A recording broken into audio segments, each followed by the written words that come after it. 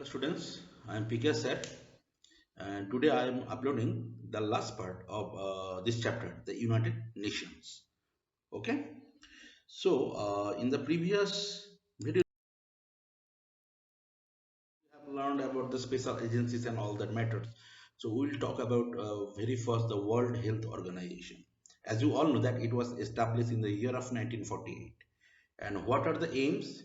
Actually, it aims, is to improve the health of the people worldwide. Okay, provides training for the health workers to fight disease, such as malaria, tuberculosis, AIDS, COVID-19. Okay, and sometimes it also promotes research to make better the healthcare facilities and the medicines, definitely. And World Health Organization also provide the informations about the outbreaks of the epidemics like COVID-19. 2019, this epidemic outbreaks already informed by the WHO, and WHO also working to find out the vaccinations, all that kind of things.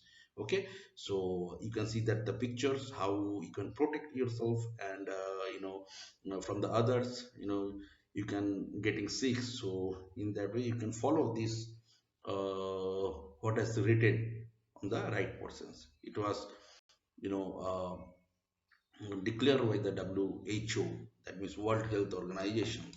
Now the next special agency is FAO.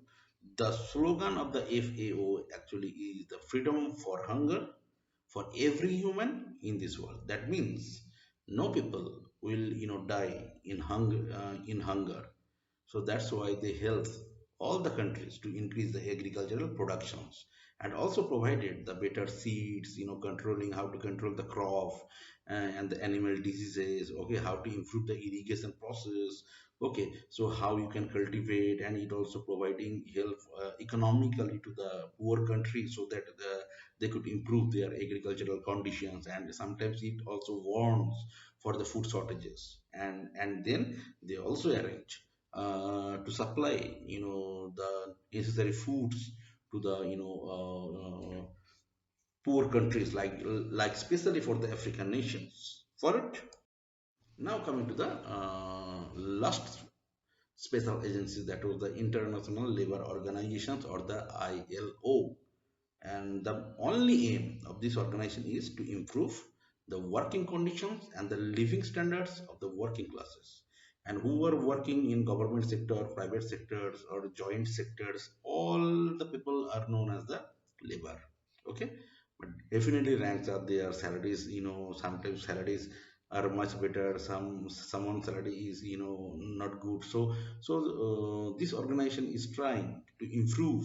If any kind of problems are there in the organization, then definitely labor can file a case against that organization, or against the government, against the private property, or against the private company. So it's all about the working or the workers and the standard livings of the working classes peoples.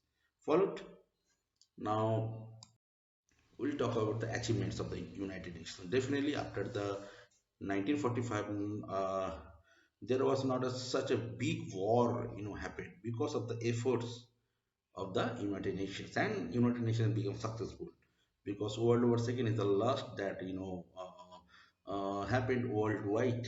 And United Nations played very very important roles in arms control, especially for the nuclear weapons. That's why different international organizations are there, that you are not able to use the nuclear weapons, and every country has signed on their matters.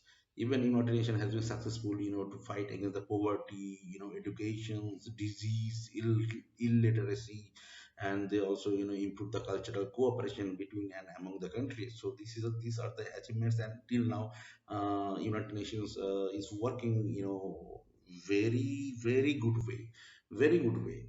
Now we will contribution of the India.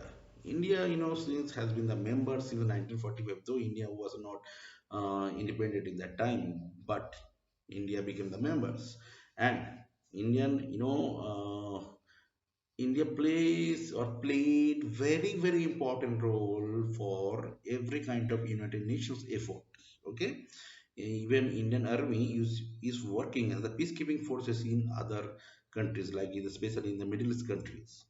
Even India is not the permanent member of the Security Council, but always India won the elections as the honorary member, and right now I think 2022, maybe from the India someone will be selected as the president of the Security Councils.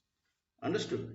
And India also played very prominent role in putting forward the concern of the developing countries at the United Nations. That means India is always talking about the underdeveloped or developing countries, and so that United Nations are helping economically, socially, politically.